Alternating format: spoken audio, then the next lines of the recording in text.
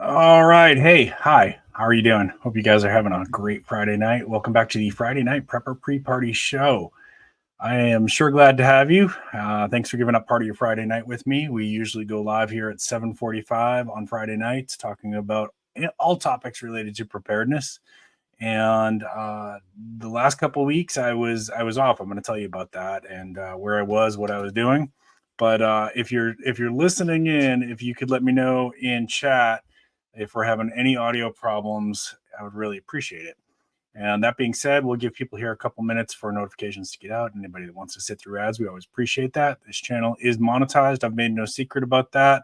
My goal is to continue to give you good content and good product reviews, but it takes a lot of time, as a lot of people who are into uh, YouTube content creation will tell you. And unfortunately, I've got to make it make sense. So if you watch the ads, that's one of the ways you can help me out, and by supporting the channel that way. Or you can also check down in the description down below. I have links to products that I think you would like. These are all products that are related to prepping, homesteading, bushcraft, and survival. So check that out. And I always appreciate that. If you're new to the channel, please consider subscribing if you like what you see. If you don't like what you see, go ahead and tell me. I appreciate the feedback. Don't forget to give me a thumbs up if you got anything of value out of this tonight.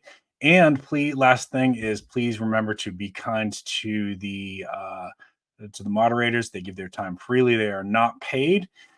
So we always appreciate them. If you have anything bad to say, go ahead and say it to me. Leave the moderators out of this. That being said, if you say anything racist or sexist, the moderators have full permission to kick people out of chat or put people in timeout as needed. So let's just avoid that, and pretty much everything else is fair game. All right. And I want to say hi to a couple people here in chat, and we're going to talk about the giveaway that's going to be coming up here too. Scorpion Metals popped in. Thank you so much. Appreciate you, Scorpion. Stuart, I know you have to go. Thank you so much for checking in. Appreciate you. Lee, Sassy. Who else did I see here? Radio Jones, appreciate you. Thank you so much. Hope you all are having a great Friday night. And as we approach 5,000 subscribers, we of course will be doing another giveaway. If you're new to the channel, how this works on my channel is sometime after reaching 5,000 subscribers, I will be doing an unannounced giveaway. How this works is it will be during one of the live streams. I won't tell you which one. You just have to have your notifications on so that you can hopefully catch it. And I do pretty good giveaways. In the past, I've given away hundreds of dollars in products, including survival gear, brand products, even a little bit of silver for those of you who like silver and gold. So you definitely don't want to miss that. Make sure you're subscribed with the bell notification on. And last little announcement here is that next week, of course, we are approaching the beginning of the holiday and shopping season. I do work with several brands who help me to be able to fund the content and put out content. And so you'll be seeing some promotions from me towards several of these companies that I work with, most of whom are listed again in the description down below with discount codes. So just kind of keep an eye out on that. If you've been waiting for something special for yourself, maybe you want that little bit of solar power station, or maybe you've been thinking about a new tactical flashlight or a new tactical knife or something like that. Keep an eye out, because I know for certain, because I'm connected with some of these companies, there are some really, really good deals coming next week. So pay attention for that. Watch for my community posts. Watch for some videos that I got coming out. Definitely check me out on Instagram, prepping_with_Sarge. And of course, I'm trying to get my page going on Facebook. You can look for me over there, Prepping with Sarge. And I'm on Twitter too. So I will be posting those all over the place. Just kind of keep an eye out for that. And thank you so much for supporting these brands, great companies. Most of these companies are in the United States and very small businesses, but they put out phenomenal products. You guys know who I'm talking about. It's companies like Wazoo Survival Gear, Pine Tree Garden Siege, which you can see in the floating banner down below, companies like that. So help support them out, because they help support me out, and you get something great in return for that. All right. So welcome back to the Friday night live stream. So where have I been? Well, I've been doing a couple different things. A couple weeks ago, I went to, and this is why I haven't had a live stream here for a few weeks, went to Georgia Bushcraft. Now, if you're not familiar with Georgia Bushcraft, What that is it goes on the fall gathering. There's a couple different events that they do during the year. The fall gathering is the big one. That's the one that I like to go to, and it's almost 95% likely I'll be there again next year. So if you go, we can meet up, we can hang, we can talk survival and prepping and all that good stuff. And it is a gathering of uh, teachers, gurus, companies that we work with, influencers, and people who are just looking to learn a little bit more about bushcraft and wilderness survival and primitive skills and things like that. It is a phenomenal time. It really is. It is, if you can afford to go, and it's not super expensive. I can't tell you what it's going to be next year because that's up to the owners. But this year, I think it was like 125 or something like that for the weekend, which includes like most of your classes. Some of them, if there's materials, there might be an extra fee. You can camp on site, so you just have to have your own camping gear, of course. And you can bring your own food, or you can use the food trucks, things like that. Right? Uh-oh, is it frozen? Jonesy says he's frozen. Hopefully, it's just one person. If you guys are having problems, let me know in chat so I can slow it down a little bit. Lazarus, good to see you. Stuart, pop back in. Awesome. Good to see you. God is great. Good to see you, my friend. Thank you for joining us. Yeah. All right. So it's a big camping event weekend. You will get to learn from people like Carly Fairchild, who, if you don't know who that is, she was a contestant on Alone on the History Channel for seasons 3 and 5. I got to take a couple classes with her, and if you're on Instagram, you might have seen I filmed a couple videos with her as well. And she said she'd be willing to come on one of our future live streams too. So we keep an eye out for that. We'll probably try to set that up for maybe 2024. I think it's going to be hard to make that work going into the final month here. Yeah, final month of of this year. People like Dr. Mark Merriweather Vorderbruggen, who is one of the greatest foraging teachers on the planet, and I always recommend his book. People ask me, what foraging book do I recommend? I recommend Dr. Mark Merriweather's foraging book. And who else was there? One of the contestants from Naked and Afraid. Gosh, there's just so many great teachers. In the past, they had Dave Holiday was teaching there. A lot of the Instagram bushcraft influencers were teaching classes, and I'll tell you about a couple of them that I took, and what I did well at and what I did not do so well at. There was definitely one experience that was very, very humbling. But I encourage you to think about doing this. It's the largest bushcraft gathering in the United States. Is the fall gathering. Now they do some other events like this, the spring one too, but the fall gathering is the largest bushcraft gathering in the United States. So if you're into that stuff, you don't want to miss this. That being said, it was 31 or 32 degrees on the first night, and like 42 degrees. No, yeah, maybe 42 degrees on the second night. So the second night was definitely more tolerable. I have a pretty good cold weather sleeping bag system, so I will say that I wasn't cold in my tent. It was chilly, but I was never shivering or anything like that. Getting out of the sleeping bag in the morning is definitely a challenge. And I hadn't done like really cold weather camping like that in quite a while. I've camped down into the low 40s many times, but down below 40 I hadn't done since at least, oh shoot, it's been 20 years. So that was a very thrilling experience, and I was glad that I have a good 0 degree bag. Now, that's a prep that I would encourage you, especially if you're in the northern states, to invest in a good sleeping bag. Like you really won't regret that. And it's one of those preps that if you like to camp, you're going to get good uses out of it. And if you're into survival skills, you should be camping because it's one of the better ways to go out and test your skills. Now, what kind of, before I get into some of the classes that I took and that kind of stuff, what kind of vendors were there? Well, Smoky Mountain Knife Works was there, SE Knives was there, Wazoo Survival Gear was there, of course. Pacific Northwest Bushcraft was there. Knives by Nuge. I picked up a Knives by Nuge knife. I will show that at some point in a review. That's actually probably going to be more towards the spring. and I picked up a new LT Wright knife. I actually bought the Carly Fairchild knife and had she signed the box for me. So I'll do a review on that one in the springtime as well. And the reason why I'm putting off some of my knife reviews into the spring is I'm planning on going to Blade Show in June. If you're not familiar with Blade Show Atlanta, which I'm just lucky that I happen to be in this region of the country where there's a lot of this stuff that goes on. Blade Show Atlanta is the biggest knife show in probably on the planet. And most of these companies are going to be there as well. At least from my conversations with them, it sounds like that's the plan. So when we get closer to Blade Show Atlanta in June, I will be kind of ramping up my knife reviews to kind of get ready for that. So keep an eye out. I've got those will definitely be coming. I've got the Knives by Nuge knife. I've got the LT Wright knife that I picked up. It's a Genesis model. All that stuff will be coming. So who else was there? Oh shoot! I mean, there must have been like 50 good vendors there, and Grim Survival Cards. You know, the company that makes those survival cards. They were there.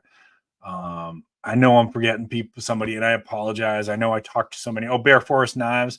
I got to talk to Garrett from Bear Forest Knives. Great guy. I reviewed them recently. You guys probably saw that video with the knife with the green handle. He was there. So just fantastic companies. Glad to be able to get a little chance to have some FaceTime with them and network with them. And I support all these companies. Great companies to work with, and I encourage you to check them out. So some of that content's already been released on Instagram. Some of it's been released here. I've got a little bit more coming. I'm trying to get it out as fast as I can. But honestly, like, even if there wasn't any classes, just kind of checking out the new gear, checking out the new knives and stuff like that was a blast. Like that alone is worth the price of admission. But then you get to take classes from these great gurus too. So what did I take? Well, I took I ended up scaling it down a little bit. Last year I took like 8 classes, and that was hectic trying to get to so many classes. So this year I scaled it down to like 5 or 6, I think. And I'm not going to go over all of them today, but one of them was I definitely took a foraging class with Dr. Merriweather, because if you get a chance to train with him, you don't pass that up. And especially as somebody who puts out foraging content, that was something I wasn't going to miss. So I got to talk to him a little bit. I got a little bit of footage that you'll probably see at some point here of him teaching. I learned a few new things that I didn't know. And I'll be doing some videos on those. Some plants that I didn't even know were edible. I thought they were not. Learned new things about that. So super cool class. Great guy. Mark's a fantastic guy. If I ever get a chance to have him on the channel, you definitely don't want to miss that. And you might know his website if you're into foraging. Foraging Texas, I think, is the name of his website. Hey, Wayne, it's good to see you. Let me see. I saw a few other people popping in here. Pennsylvania Preparedness, good to see you, brother. Penny pinching preppers, good to see you. Wayne, always good to see you, my friend. Hope you guys are all doing good, and thank you for giving me a little bit of your Friday night. Burpee Yoga Uncle, good to see you. Aloha, no problem. I appreciate you kind of letting it run to give me a little bit of watch time there. Yeah, and I picked up Pennsylvania Preparedness. I picked up a little cold at Georgia Bushcraft as well, too, which made the second part of my vacation a little bit more challenging. I went to Disney. If we get time, maybe I'll talk a little bit about the Disney experience too. But we'll focus more on the Georgia Bushcraft piece here. So I took the foraging class, and then I took a primitive navigation class. I'm sorry, I don't remember the instructor's name. She's a friend of Forager Chick, who I got to hang out with Forager Chick a little bit too. But I apologize. I don't remember the instructor's name, but I learned a couple new things there. A lot of it was review for me, but learned some new stuff too. One of the cool things I learned, and if I get a chance to go out on a hiking in the woods, I'll show you this. It's gonna be hard to explain through a live stream, but the next time you're out in an area where there's a big tree, right? Something taller than like 10 feet or so. And this won't work in a densely packed forest. So if it's like a tree, but then there's like some clearing around it, this should work. Look at the base of the tree and look for the roots and the parts of the roots that come out of the ground a little bit, look for the biggest, thickest ones. That's almost guarantee you that that's south. And the reason that happens is the tree, as it grows, is going to be naturally inclined to lean towards the south, and that root ball area there will overdevelop to try to compensate for that, to push the tree to stand up more upright. So pretty cool. I've been checking this out as I've been looking around the trees in my neighborhood and stuff, and it seems to be legit. Then of course we did the shadow compass thing where you lay down a stick, wait 15 minutes and watch how the shadow moves, and that's going to give you your northwest, north, east, west, south. And a couple other little tricks. I'm not good at the stars navigation. I know you Navy guys are probably snickering at me right now. I'm not good at the stars navigation. I need more training in that. But super super cool class on just like your really basic primitive navigation skills, right? And I will confess that like that's not a skill that I practice a lot because most of the trails that I go on, I kind of know where I'm going. It really only comes into play if I'm like going to a brand new area where I don't know the trails. And even then, I'm not usually going more than like a couple miles in. So I have gotten lost in the past in the woods. I've talked about that on other videos, but it's been, knock on wood, it's been a few decades since that happened, thankfully. So that was a cool class. Now, the next one is really where I got myself humbled. Virginia Bushcrafter, it's good to see you, my friend. The next one I got my butt handed to me, really, truly, and that was this here, right? You got your basically hand drill. Let's see if I can get it in the camera there. So this, those of you guys have done this before, that goes into there, and then you spin it to build friction to get an ember, and then you put the ember into your fire bundle, gently blow, and you get fire. Now I've done bow drill. In my opinion, now this is where talking to people, everybody's got like a different opinion on this. Bow drill, in my opinion, was easier for me. Other people said no, they find hand drill easier because it's less complicated, right? So the idea with this is you're spinning the spindle like that. So why was it hard? Well, for me, I felt like that was a muscle movement that, and I wasn't the only one who was saying this. Like there was a lot of frustrated people in the class. That movement there is not one that I have done, and so my where I felt it was like up here on the lateral part of your shoulders, the outer part of your shoulders. Really quickly builds up some muscle soreness, and it, eventually you can do that for a while. You can power through the pain for a while, but eventually it reaches a point where the pain is, you can't ignore it anymore, and that's where I reached my failure point. So talking to, I was definitely humbled by this one. And then it gets even better because if you saw the video of Dustin from Wazoo Survival Gear, I ran into him like 20 minutes after that class, and we were talking about it, and he said, "Oh, can I see your fire kit?" So I handed over this very same one I was using, this very fire kit, over to him, and of course he does it in like 20 seconds. So that was even more humbling. And that I loaded that as a short, so you might have seen that one. Talking to the instructor, what he said, and it was if you want to check it out, forgetting his name, but it's Southern Bushcraft on Instagram is the account. He was the instructor. He said that when he was learning this, basically what he did was he went out every day and practiced every day for a full year. And after 30 days, it started to come easily for him. Like he started to be able to get the smoke every time and to get an ember every time. But he said I had 30 days of failure before, it started to happen. So that made me feel a little bit better. And then, you talk to people, and a lot of people were like, well, why would you even want to learn that? Just carry a lighter. Yeah, I carry a lighter. I carry a lighter every day. Why do we learn bushcraft skills? Because number one, I could drop my lighter, but more importantly, it's just kind of fun to keep these primitive skills alive, right? Like, so humans survived, like, we wouldn't be here if somebody didn't learn this stuff. And they're skills that don't really get used anymore outside of the bushcraft community. So it's kind of fun to keep that alive. Just like, do you really need to learn canning? Well, No, but it's fun. And any food that you can from your garden is going to taste better than anything you buy from the grocery store, right? It's a lot of work, and it's more to be honest with you, it's probably more cost effective to just buy cans of soup and stuff from Aldi's, but it's a skill. And it's fun to keep these skills alive, and it's fun to pass them on to somebody else, right? So that's why I do it. Yeah, if I need to start a fire, I'm going to use my lighter. Yeah, but I want to know how to do this too, right? And maybe you do too. Maybe you want to know how to do a bow drill, and maybe you want to. I got to observe another class, which was really cool, and it was like a forgotten skill for me. It was one I had learned decades ago, but I had forgotten it, which is called basically a fire roll.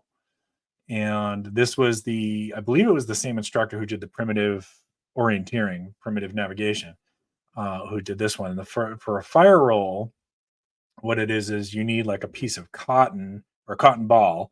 But I'm thinking you could probably do this with a really dry piece of cotton, and you mix it with a little bit of wood ash, and which maybe you had from like a previous fire. And then you basically you're taking two boards. In the woods, maybe you would use two sticks, and you're creating friction on that, and you create the ember within the fire roll, and then you drop that into your fire bundle and can start a fire that way too. Now I watched that. To me, that looked like I wasn't in the class. I was kind of observing it from like 30 feet back. I feel like I could probably get that one pretty easily if I practice it.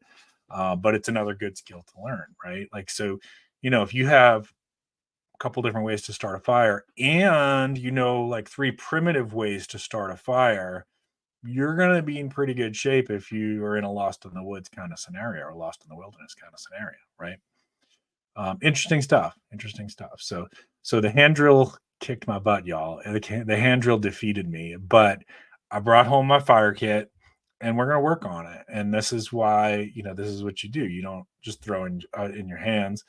As Carly Fairchild says, never give up. You keep practicing and you learn and you get stronger. And then after, like my instructor said, maybe after 30 days, I'll start to get it. Maybe it comes sooner than 30 days. I don't know. But I brought my fire kit home, and it's something that I'm going to work on. All right. Let me check your chat here. Prepared Irishman, it's good to see you. Angie Hart, it's good to see you. And by the way, if you have questions, put them in caps so I can try to respond to them and catch them. It's hard as I'm scrolling to catch everything.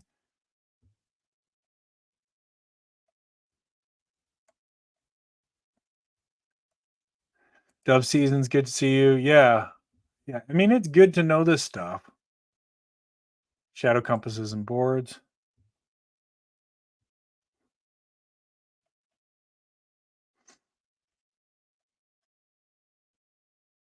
If I missed anybody, I sincerely apologize. I'm kind of scrolling fast here.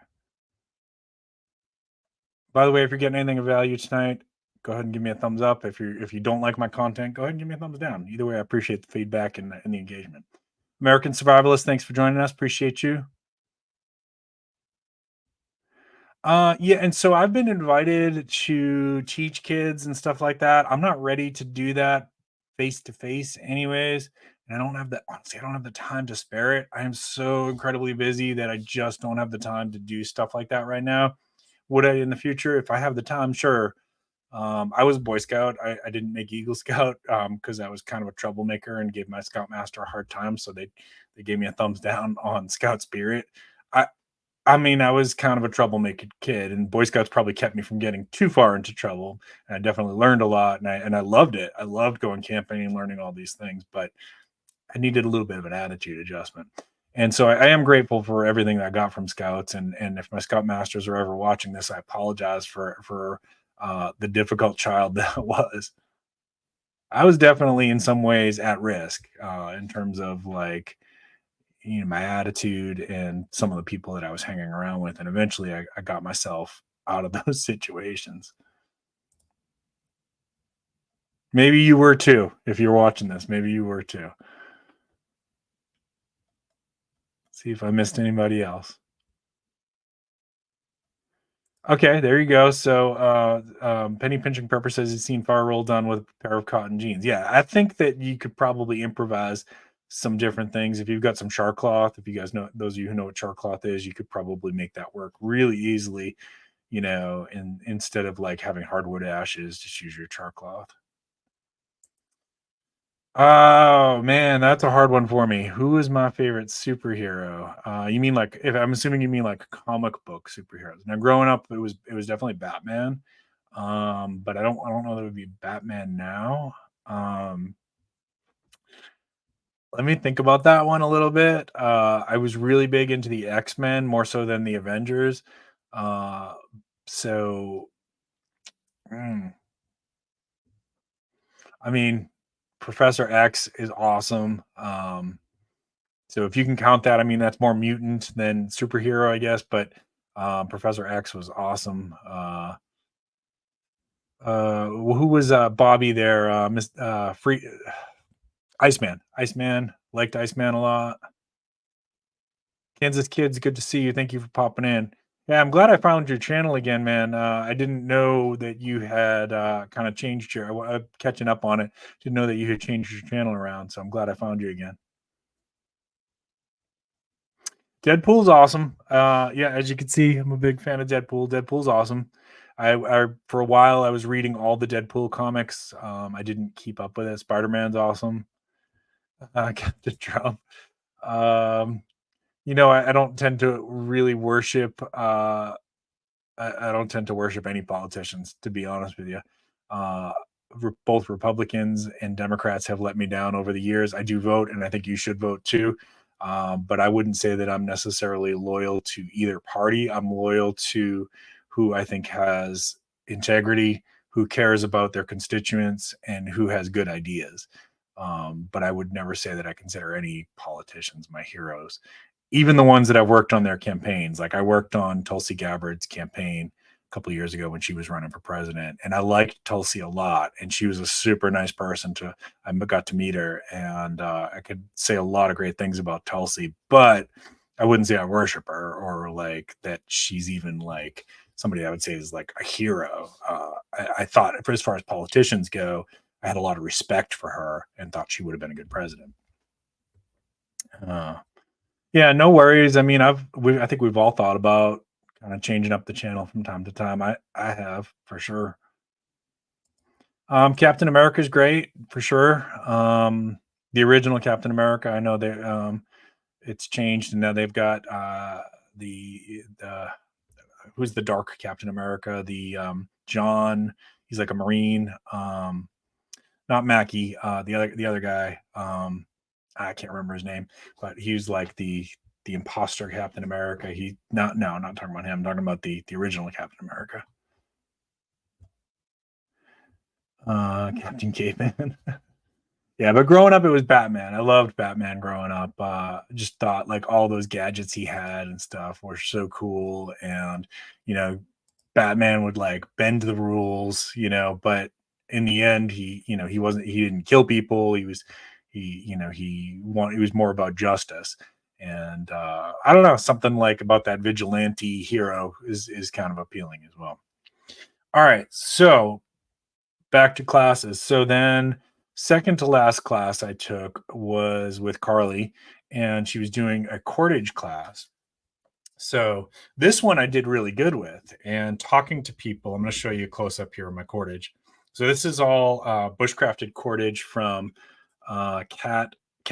cattails, and you can do this with palmetto leaves too. So that's two things we have in abundance here in South Carolina is cattails and palmetto leaves. So this is something I know that like I can get really good at. But considering this was my first time doing this with cattails, I thought that looks pretty good, right? I don't know how well the camera's showing it to you, but I thought it looked pretty tight. And that's where I bound two pieces together. You could trim that, of course, to make it tighter. And that was like the first like 30 minutes. I don't know if the camera's going to show it that great because of the green screen, but that was the second 30 minutes that you could see it got better. And this is like, it's not paracord, but it's strong. It's strong. So So that was in about an hour. I did about maybe 15 inches. Obviously, the more I practice that, the quicker I'll get with it. And I think that's a good skill to have too, right? Like, so when I'm hiking, I always carry cordage. And why do we carry cordage? Because you can build a shelter with it. I can use it for trapping. I can use it for fishing. I can use it for all kinds of different things. And yeah, I can make cordage from wild materials, but it's very time consuming. So 15 inches took me an hour. Now, again, I know I can get quicker at that the more I do it, but it is time consuming. So that's time that you could be spent boiling water or making a fire or making a shelter if you have cordage with you. But it's kind of a cool skill to have, right? So that was a lot of fun. I'm definitely going to be working with that some more, and I'll do a video at some point in the future showing you how to do that. So that's Carly Fairchild showed me how to do that. So that alone, like, I got to learn from one of the best in the world. Like, that's just such a cool experience. And then I got to talk to her afterwards and everything, and she's such a cool person. Um, so that was my last class, I think, on Saturday. Then on Saturday night, they did like entertainment, and that was really fun. There was a good campfire going, so hung out there for a while, chatted with people. They do all kinds of raffles for all kinds of gear, really cool knives. Um, Brandon from BattleBox was there, and that dude legit donated. I'm telling you, like, it was probably a couple $1,000s in gear for the raffles. And just like hung around, was letting people. I took a picture with him and stuff. I didn't get to talk to him too much; he was busy, but super cool dude. I had no idea he was going to be there, and bringing all that gear. It's really awesome, really awesome. So there were some raffles. I didn't win anything. Sorry. I wish I had. I put in for some of the knives and stuff like that, but I didn't. I didn't win. Um, then Sunday was the last day. So the on Sunday I took another class with Carly where she was talking about mindfulness and meditation, connecting with nature, listening to your body, and that kind of stuff, which was a great way to end the weekend. So she led us through a guided meditation and kind of bringing all your mindfulness and your sensory input into it, just like being aware and grateful of where we were, connecting with nature. And her one of her websites is the Human Nature Connection, right? It's all about like connecting with nature. And she told us, when she got to one of her alone um, competitions, when she got there, instead of like immediately going into shelter making or trying to find food or trying to find a water, she just sat down, grounded herself, took some deep breaths, and just like connected with her new location, right? So we've talked about this on this channel a lot, where if you watch alone, if you're a fan of that show, one of the biggest things that takes out contestants is the mental health piece, right? Because you're out there, you literally are not connecting with anybody. And humans, we're more like herd animals than anything else. We may say we might have, like, value the lone cowboy. We might have that fantasy of like the lone survivor and that kind of stuff. But really, we're not really built that way. We're built for companionship. We're built to connect with other people, right? So that takes out a lot of people. And Carly's mental health was is one of her strengths, right? That she's very much in tune with mindfulness, nature, regulating your own thoughts, right? So this is one of the things we talk about a lot on this channel, but like that is a component of survival as well. And it helped her. She was second to last on season 3 for I think Patagonia. She was out there for so long that, if I remember correctly, her weight loss was what ultimately got her out. It wasn't her mental health. For most people, when they get to that stage of the game, it's their mental health and their loneliness and their being depressed and separated from their pack, their family, is usually what takes people out at that level. So really cool. Great way to end the weekend. I had such a blast. If you can do it, definitely do it. If you're going next year, when we get close to that time, let me know. I'd be happy to meet up with everybody. It's kind of cool for me. I'm still a small YouTuber, but like a few people recognized me and were like, "Hey, I watch your channel and stuff like that." So, that was kind of neat for me. I love meeting other people in the community. I really do. And this is it's like fantasy camp for survivalists. So who wouldn't want to do that, right? All right, let me check your messages here again. And then if you want to hang out for a few minutes, I'll tell you about a little bit about Disney, not related to this so much as anything else, but maybe you're just curious about that.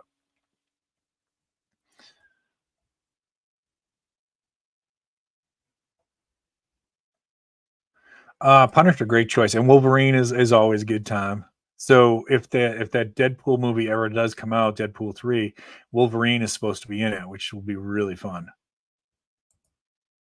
Hey Steve, it's good to see you. Hope you're having a good Friday. That's a good question right there. What is the next skill you want to learn or improve? Um, hmm. I definitely want to work on the hand drill. I'm frustrated that I was beaten by that. I don't like to just like give up. So I definitely want to work on that. And I want to, and because I felt like I was pretty good at the cordage, I also want to work on that so that I can get really good at it. And then I can teach you guys how to do that. So that'll probably be the two that I'm working on, next couple months here. We're going forward from there. Yeah, it really was. I mean, you come off of that, and I'm just like on this like mental high after Georgia Bushcraft, and then immediately like had to do this turn and burn because my wife and I were going to Disney. Like I got home, had one day to kind of like unpack all my camping stuff, pack all my stuff for Disney, and then we were back out the door. So, and at this point, like I was getting a little bit of a cold from Georgia Bushcraft. I don't know who I picked it up from, but I was starting to feel that, and I'm like, oh man, my wife's gonna kill me. That like we had this Disney trip planned. So I just had to kind of like power through the cold while we were at Disney. Soldier Girl, it's good to see you. Appreciate you. Thank you so much for the compliment. Thank you. Um, yeah, so if you guys want to hang around for a few minutes, and if you're getting ready to leave, let me just finish off with a couple quick announcements. So again, if you got anything of value, please consider giving me a thumbs up. If you thought my video was terrible, give me a thumbs down. Appreciate the feedback either way. Keep an eye out for that 5,000 subscriber GAW giveaway. You definitely want to be subscribed with notifications on because again, it will be unannounced. It's just going to be a random live stream sometime after I hit 5,000. And of course, next week, watch for some products that I'm going to be pushing for you for companies that I work with that help fund my content and help me be able to keep giving you new videos. So for holiday shopping, I'm going to be doing a lot of that kind of stuff here for the next few weeks. So keep an eye out on that. All right, so that's it. If you're checking out because you hate Disney or whatever, that's fine. Thank you so much. I appreciate you. Have a wonderful weekend. The rest of you, if you want to hang out for a few minutes. So the Disney experience. So as some of you guys know, I'm a huge Star Wars fan. And when they announced the a couple of years ago that they were building Galaxy's Edge, wife and I immediately started like, "Hey, we appreciate it, Wayne. Thank you." Wife and I immediately said, "Hey, we need to get down there. We need to check that out." So we've been planning it. We've been planning it, and then of course the pandemic hit. So we're like, "Oh, let's just kind of wait because things are gonna be shut down. I don't feel like having to wear a mask and all this other stuff." So we decided to wait, and we finally this year financially I've had an okay year. I was like, all right, let's do this. We've been talking about let's finally get down there. So that was like the big thing for me was Galaxy's Edge and being able to do all the Star Wars stuff. Now my wife has for her whole life has wanted to do the Magic Kingdom's Christmas party, so that was on her list. So we both got to pick something kind of cool. And I will say the Magic Kingdom Christmas party really was flipping cool, man. I mean, the whole place is lit up with Christmas lights. They give you hot cocoa. That's like it's the best hot cocoa I've ever had in my life, like hands down. That's free. The rides were some of them were lit up with Christmas lights and stuff like that. The Christmas parade was really fun. So we had I know, and they blow fake snow in. That was kind of cool. So, but I was sick and I was tired from Georgia Bushcraft. So like I was having to power through this.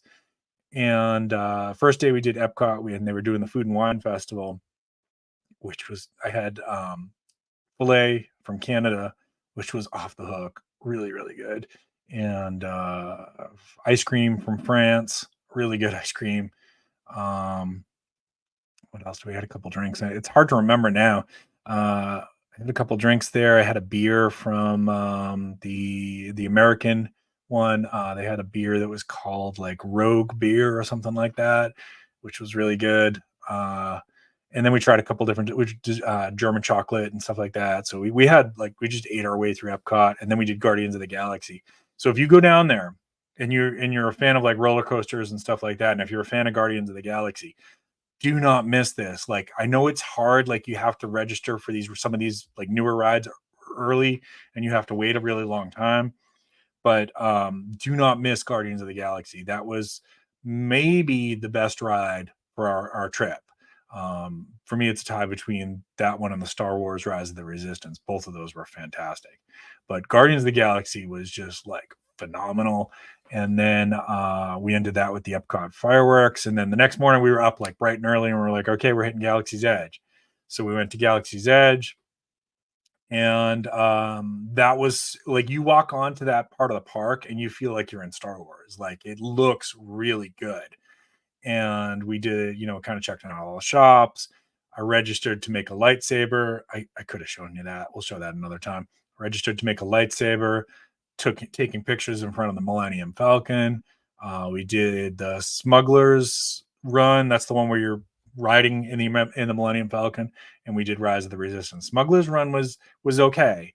I need to do it again because it's over so quick that like I didn't feel like I even captured it. Rise of the Resistance, now I can't say too much without spoiling it for you. That is the closest that I think I could feel to actually being in Star Wars. And then if I say too much, it's going to spoil it for you. So if you're a Star Wars fan, you've got to go and check out Rise of the Resistance. It was awesome. Then we got to meet some of the characters. We met, Chewbacca. Somebody was dressed up as one of the casting actors there was dressed up as Chewbacca. And he was a great Chewbacca, super tall. He did the noises and everything. That was really fun. I saw Ray, but she was kind of far away. I didn't really get to talk to her, which maybe is a good thing because my wife told me to be appropriate and remember that that's just some kid from college. It wasn't really Ray. So maybe it's best that I didn't get to talk to her because I might have flirted. Yeah, that's cringy. And of course, Stormtroopers, Kylo Ren, and then we saw Mandalorian, Din Djarin the Mandalorian with Baby Yoda, Grogu. We couldn't get close. He was really crowded. They were just like letting kids take pictures, so we couldn't get close to him. But that was awesome. That was the next day.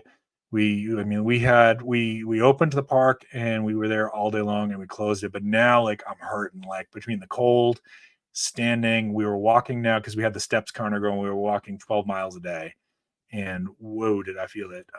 So that night we kind of elevated our feet, and we decided that on the next day, which was our Magic Kingdom day, which is the last day of our Disney trip, we said, all right, we're going to take a lot more breaks, and we're going to make sure we eat at regular intervals, and we're going to hydrate, and we're just going to take breaks throughout the day. So that made that a lot more manageable. So we opened up the park on that day, Magic Kingdom, and then at like 6:00 they converted to the Christmas party. So we were there till closure. Fireworks that night were probably the best fireworks I've ever seen in person. I mean, I've seen some amazing ones on TV, like the Statue of Liberty and stuff, but that's probably the best fireworks show that I've seen in person. So food was awesome. Everybody that works at Disney is like super nice, so like you're gonna have a good experience. If you don't, then just talk to somebody because they'll try to make it right. The rides were great. I did Tron at the Magic Kingdom, which I'll tell you, for me, that wasn't my favorite.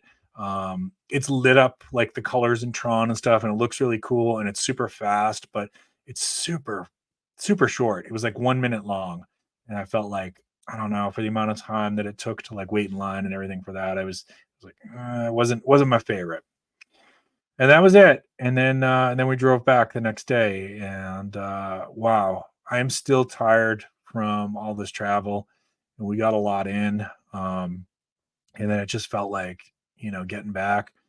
There's this thing that people talk about called the Disney blues, when you come back from it, where like you just had so much excitement and dopamine, and then you come back to like the real world where you have to do chores and you have to work, and the news sucks because the world is burning, and like all this negative stuff just starts hitting you again. And I felt it.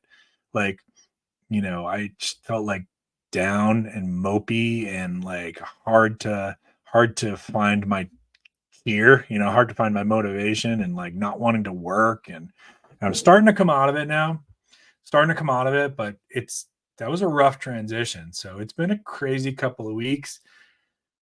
Here we are getting back to the routine, back and we're rolling right into holiday season. So that's where I've been, folks. If you watched the shorts that I released or the couple car videos that I released, I sure appreciate that.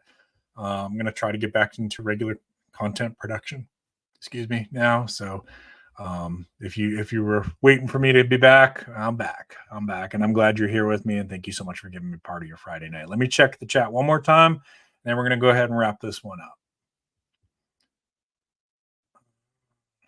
All right.